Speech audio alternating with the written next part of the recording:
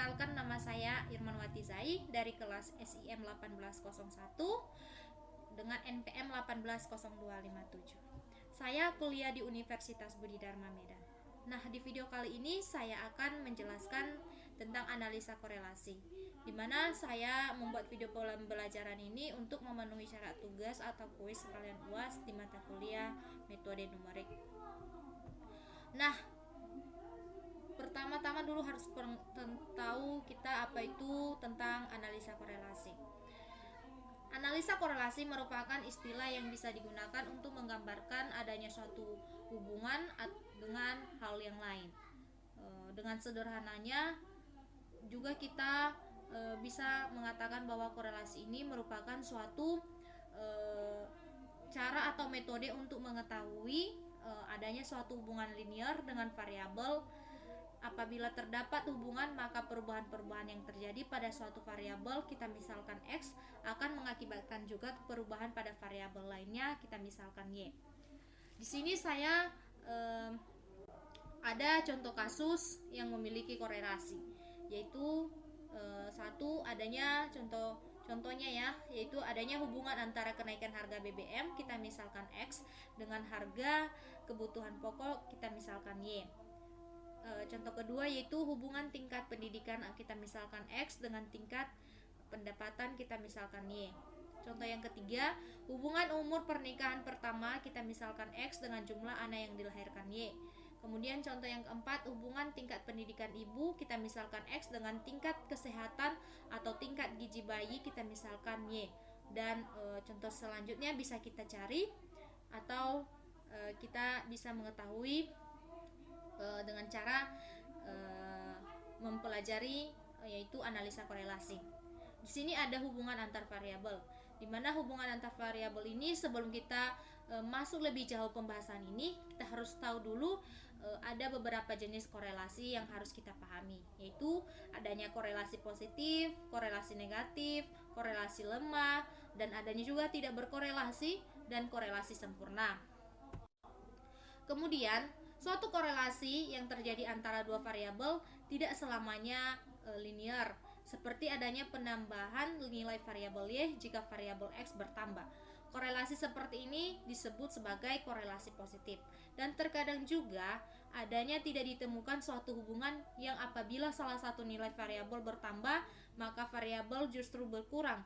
Ini disebut sebagai korelasi negatif. Di mana ada di sini contoh korelasi positif.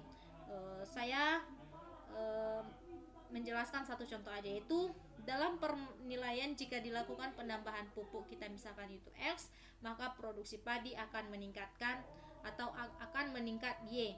Kemudian contoh yang kedua, tentu saja semakin tinggi badan, kita misalkan X, dengan seorang anak maka berat badannya akan bertambah pula, kita misalkan Y. Dimana di sini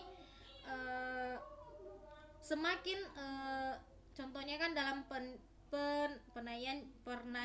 kenaikan dilakukan penambahan pupuk.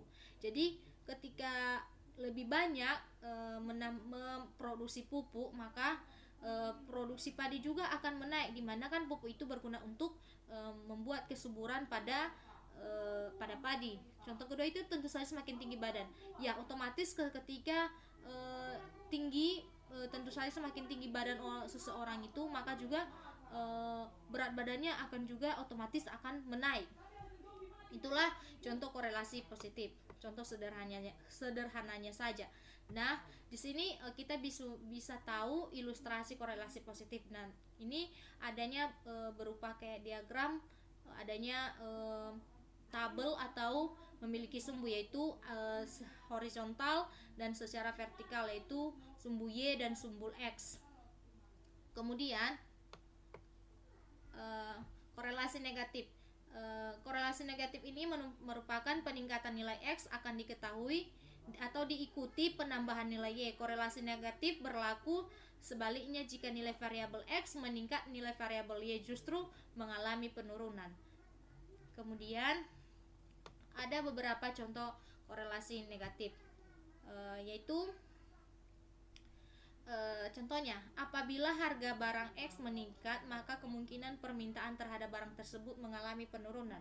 Ya, contohnya ada suatu barang atau suatu eh, barang yang harganya sangat mahal.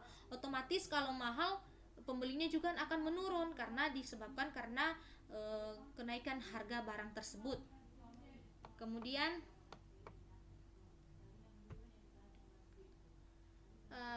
adanya lagi contoh korelasi positif, contoh korelasi negatif dapat kita lihat di layar monitor yang telah saya buat, yaitu dengan menggunakan dengan menggunakan variabel atau menggunakan dengan menggunakan diagram, yaitu adanya sumbu X, sumbu Y yang dapat kita secara horizontal dan vertikal menggunakan garis horizontal dan vertikal dapat kita lihat di layar monitor yang telah saya buat. Kemudian korelasi sempurna, di mana korelasi sempurna ini biasanya terjadi apabila kenaikan atau penurunan variabel X selalu sebanding dengan kenaikan penurunan variabel Y. Jika digambarkan dengan diagram titik atau diagram pencar, titik berderet membentuk suatu garis lurus dengan hampir tidak adanya pancaran, di mana besar hubungan antara variabel bebas dan variabel bebas tersebut biasanya diukur dengan koefisien korelasi dengan simbolnya P merupakan koefisien korelasi populasi dan R merupakan koefisien korelasi sampel. Di sini ada catatan, jika variabel 1 saling bebas maka R sama dengan 0, tetapi jika R sama dengan 0 belum tentu semua variabel bebas karena mungkin variabel tersebut tidak saling bebas tetapi tidak berhubungan. Kedua, korelasi tidak bisa digunakan untuk melihat hubungan kualitas. Kemudian, cara mengetahui atau adanya tidak korelasi. Kita bisa menggunakan teknik untuk mengetahui atau adanya atau tidaknya korelasi antara dua variabel. Dapat dilakukan melalui beberapa cara, yaitu membuat diagram pencar atau dan menghitung koefisien korelasi. Dapat kita lihat bagaimana gambar diagram pencar yang telah saya buat di layar monitor. Kemudian, untuk menunjukkan ada tidaknya hubungan korelasi antara dua variabel atau X dan Y, kita dapat menggunakan diagram pencar. Diagram pencar merupakan sebaran nilai-nilai variabel pada sumbu X dan Y. Tujuan dibuat diagram pencar yaitu untuk mengetahui apakah titik koordinat pada sumbu X dan Y dan ada pada pola-pola yang terbentuk dari sebaran tersebut. Dari diagram pencar tersebut dapat dibuat sebuah garis yang kira-kira membagi dua titik koordinat, yang kedua sisi garis dari garis tersebut dapat diketahui korelasi antara kedua variabel. Kemudian, manfaat diagram pencar itu adanya membuat menunjukkan apakah terdapat hubungan yang bermanfaat antara dua variabel, membantu menetapkan tipe persamaan, menunjukkan hubungan antara dua variabel tersebut. Kemudian, berbagai bentuk diagram pencar dapat kita tengok di layar monitor yang telah saya buat. Kemudian koefisien korelasi, untuk mengetahui adanya atau tidaknya hubungan antara kedua variabel X dan Y dan seberapa erat hubungan antara kedua variabel tersebut dapat diketahui dengan menghitung koefisien korelasi dari kedua variabel. Jika koefisien korelasi bertanda positif, maka dapat disimpulkan hubungan kedua variabel positif, dan begitu juga halnya bila koefisien korelasi bertanda negatif. Kemudian koefisien korelasi Pearson.